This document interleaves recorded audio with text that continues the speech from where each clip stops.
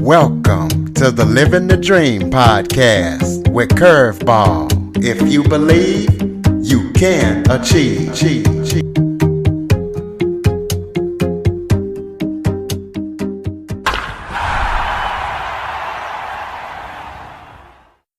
Welcome to the Living the Dream with Curveball podcast, a show where I interview guests that teach, motivate, and inspire. If you or someone you know is an inspiring songwriter, this is the episode for you, as I am joined by longtime songwriter and teacher Connor Frost. Connor has helped songwriters all over the globe, whether it's with his touring or his lessons. He aspires to help, was it 10,000, 10 million? I would say 10,000 is my 10,000. my first goal for sure. Aspiring songwriters to write and release their first song. So, guys, you're in for a treat today. So, Connor, thank you for joining me today.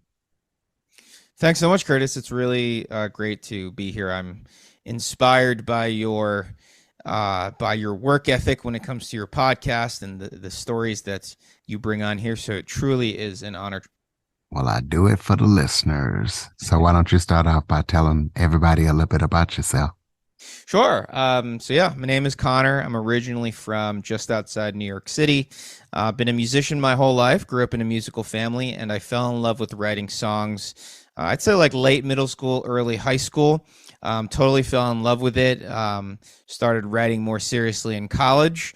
I've also always been a teacher. I taught Mandarin Chinese for many years, as well as a bunch of different types of music. Taught trumpet. I taught guitar. So I've always been a teacher. And so, my most recent venture, which is not so recent anymore, starting in 2019, of helping songwriters was kind of this beautiful fusion of all of my interests, from teaching to working with people, to helping, to coaching, and writing songs. And so I find myself in a place where I'm helping people write their first collection of songs so that they can effectively start their artist. That's in a nutshell who I am.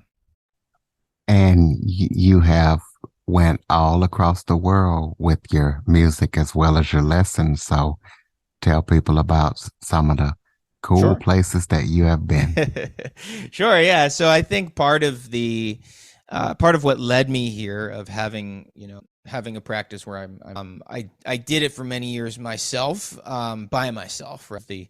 The DIY grind, as they call it, countless times now, just a bunch of times, toured internationally, mainland China and Taiwan. I've been to Canada. I just really fell in love with the event, to be able to travel and have these adventures through the context of playing original music it was just something I fell in love with, and certainly came with its fair share of frustrations and poor lodging situations and crashing on couches. But so essentially, being able to physically be around the world is something that's really cool for me in the context of my music, but then also being able to connect with my clients, from the Philippines, Thailand, Australia, New Zealand, obviously the United States, which is where I'm based out of, the UK. It's been really cool to connect with people, from near and far, both literally through touring as well as across the internet. So for somebody who has never written a song before, what's the best way to write a song? So the first thing I would say is you just got to start, right? And I think starting is, for many people, the hardest part. You can spend years trying to get that start, right? And so that would be the first thing I would say. The second thing I would say would be, there are many different ways that you can start writing a song. There's many different ways for a song to come together.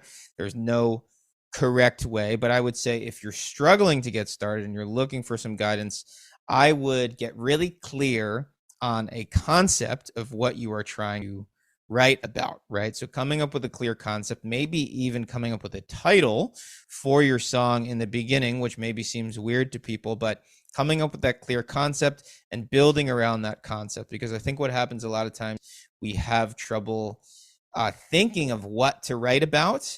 But once we know what to write about, the words can actually come easily. So again, if you're having struggles with that, I would get clear on a concept, and then I would start with lyrical ideas, right? Come up with some sort of lyrical outline. What are you trying to say in verse 1? What are you trying to say in verse 2? What is your main idea for the song? That can be evoked in the chorus, right? And not to say that it needs to be so boilerplate like that, but it's at the very least a good starting point, and you can kind of flow from there. And like I said, starting can be the hardest part. So I think if you're having that struggle, coming up with some sort of lyric outline based around a main concept. So tell the listeners about your personal songwriting process, because I know you've defined this in your experience at writing songs. Yeah. Yeah. So it's funny. I feel like my process is always evolving and it's always changing. And because I've been doing it for so long, I'm always trying new ways to shake things up, because I don't necessarily be stuck in some of the old ways that I had, right? Especially now being a songwriting coach, wanting to, shake things up and keep it fresh. So typically, I've always been someone starts with a chord progression, right? So whether I've come up with it on guitar or piano, doesn't really matter, right? Some sort of chord progression, which gives me a little bit of foundation, something that I can kind of build, right? In years past, I've really always been like a melody first person, right? So like the melody kind of just like popping in my head without lyrics, right? Getting really clear on the melody, putting it over that chord progression, and then from there, putting lyrics to those melodies. In recent years, in the last couple of years, I've shifted a little bit more into writing lyrics first, and this is definitely something that's me. And the reason for that is to shake things up, but I've become increasingly more intrigued by using lyrics and using songs to tell a more like obvious and clear is done in the past. And so for me, I think if you start with words first, naturally, you're going to think about the storyline, at least for me, a little bit more than if you were to come up with the melody first. So these days, I've been doing a lot of like the lyric outline, which I was just talking about, coming up with a clear concept, then mapping out, okay, what do I want to say in verse 1? What do I want to say in verse 2? What do I want to say in the bridge? And then from there, fleshing out the lyrics in a more poetic way, I suppose. And then oftentimes a melody might kind of come naturally just based off some of the lyrical decisions that I made. If not, it's a little bit of like workshopping of like, okay, I need to maybe figure out some chords to go underneath these words. So yeah, always evolving, always changing, but these days developed as a songwriter. Let's talk about writer's block. Give us some tools that songwriters can use to help with writer's block. Yeah, absolutely.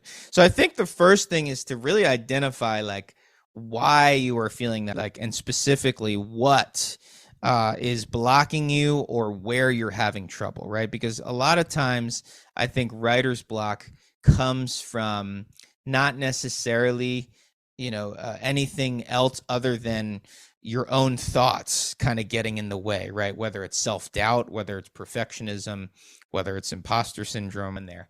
So I think getting like clear on that, and then getting clear on like, okay, is it lyrics I'm having trouble with? Is it melodies I'm having trouble with, right? And then from there, I think it's to give yourself a little bit of a break and do some activities that are related to songwriting that are perhaps a little more passive. And what I mean by that is like not put so much pressure on yourself to be like, okay, I need to like write a song today, right? Or I need to like write a hook today. Make it less about the production of that and make it more about the study of songwriting. So a couple of examples I have. So one popular exercise is what's called sensory writing, right? And the idea behind sensory writing is you pick some sort of concept, even some sort of like physical object, and you sort of freestyle write based on whatever that entity or whatever that object is, right? And you just hit on all five senses, right? What does this thing look like, smell like, sound like, and just sort of do free form, just get your thoughts out, right? Sense writing.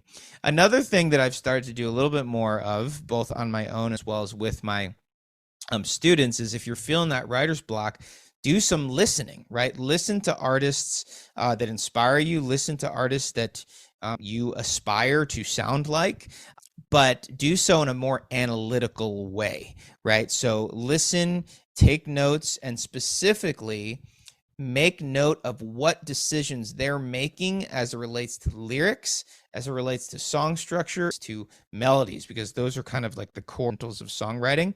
And so from there, if you can really like dissect what they're doing, you can use that as like a template to be able to write your next song, right? So like as an example, if you're noticing in their verses, they're using really descriptive language that's based a lot in like imagery and getting really specific, right? Make note of that, right? And you can try that for your next song. So you have something to kind of build from, as opposed to just trying to, grab ideas out of the air. So I think those two exercises that I consider to be a little more passive, still active, but just in terms of like putting this pressure on yourself to be like, oh, I need to write a song. I think those are a couple good places to. So let's talk about some of the common blocks that prevent people from writing their first song or writing a song, period.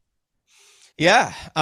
So yeah, I mentioned a couple already. I think having trouble just getting started, and I think a lot of that has to do with it's kind of rooted in fear, right? So like this desire to be perfect, or this fear leads to perfectionism, feeling of imposter syndrome of like, who am I? Who am I to be doing this? Like, there's so many other artists out there. That can definitely get in the way. I think it's easy, and I really dealt with this in my early stages of songwriting, comparing yourself to other people. I think that can really get in the way, can really get you discouraged. So that's, I guess, more of looking at from kind of the macro bird's eye view sort of sense. From a more specific sense as it relates to songwriting, I think oftentimes it can be lack of like understanding or some knowledge as it relates to some of these fundamentals, right? And songwriting is a funny thing because there are no rules necessarily when it comes to songwriting. I can't tell you there's one right way to write a song, but I think just understanding a little bit more of these more conventional guidelines as it relates to like song structure, as it relates to melody, right? To be able to understand that a little bit better, or at least understand what other people are doing. And then from there, that understanding kind of giving you the confidence to, write a complete song. So like an example is a lot of times people will like record an idea on some sort of like form, but melody or down. But then what gets them stuck is like, they don't know where to go from there. They can come up with that initial idea, right? And so I think having an understanding of like, what do verses typically do? What do choruses typically do? How long? How many measures does a verse for? How many measures does a chorus typically go for? Right? And so, there's no right or wrong answer, but to just have a deeper understanding of that, I think, can give people the confidence to be able to like turn an idea into a completed. Give people some tools. You talked about perfectionism and imposter syndrome. What are some tools that people can use to help get over those two syndromes? Yeah.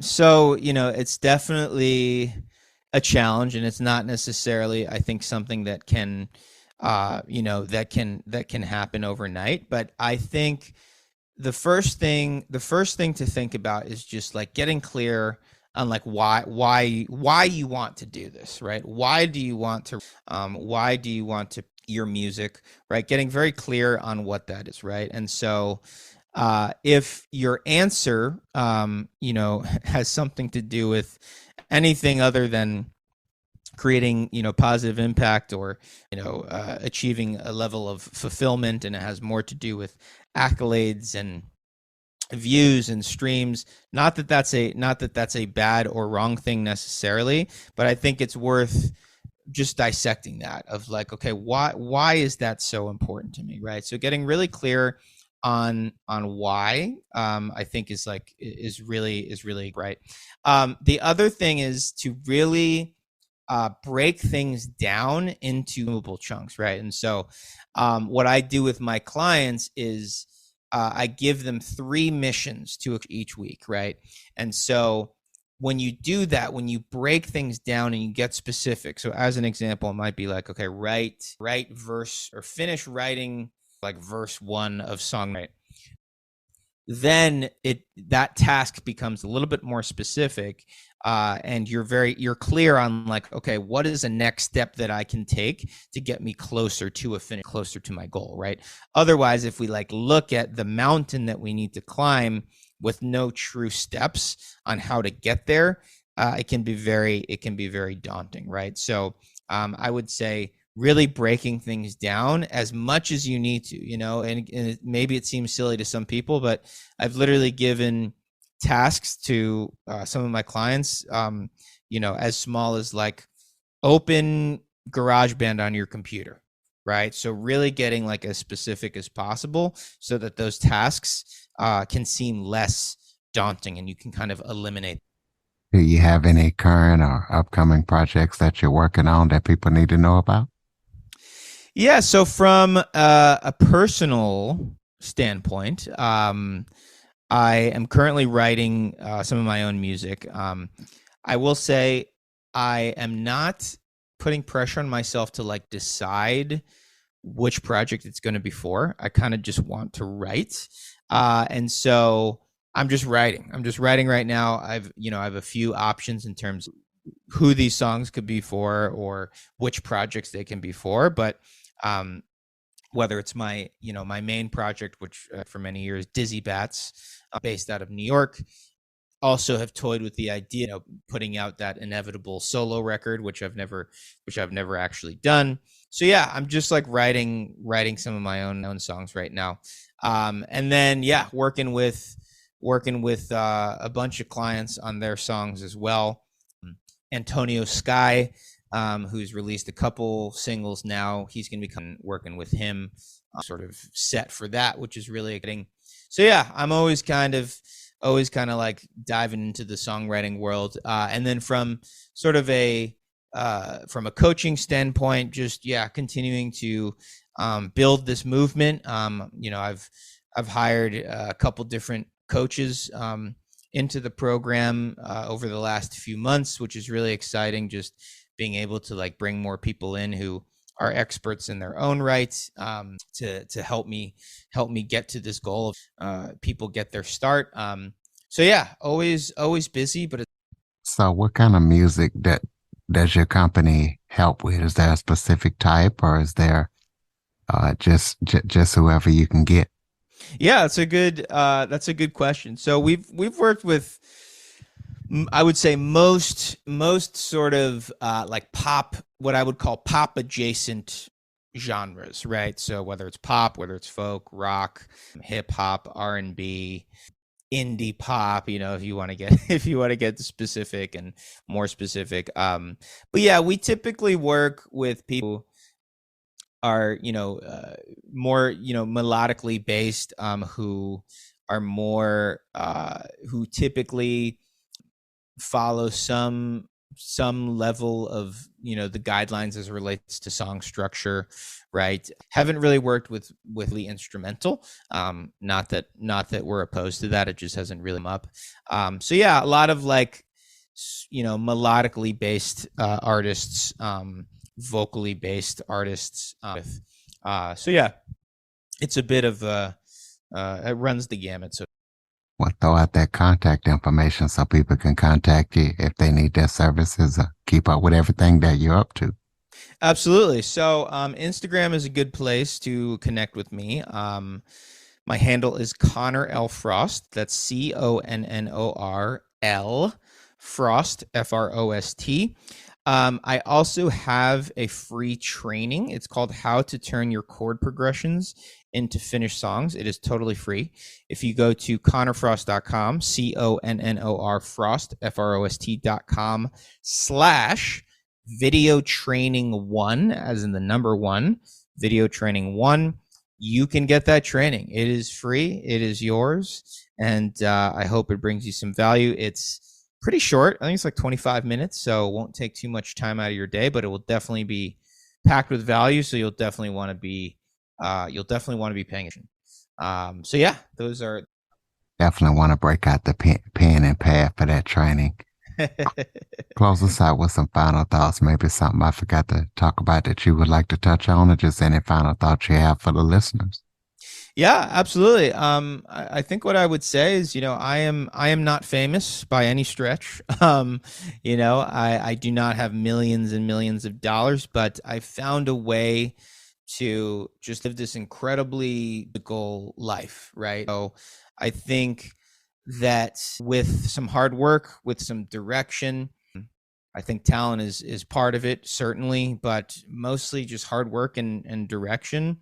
I think it really is possible to live an incredibly creative and musical life if that's what you want. And it can take some time, but I think it's all about positioning and taking those steps and going step by step. And I'm here for those who are interested in exploring.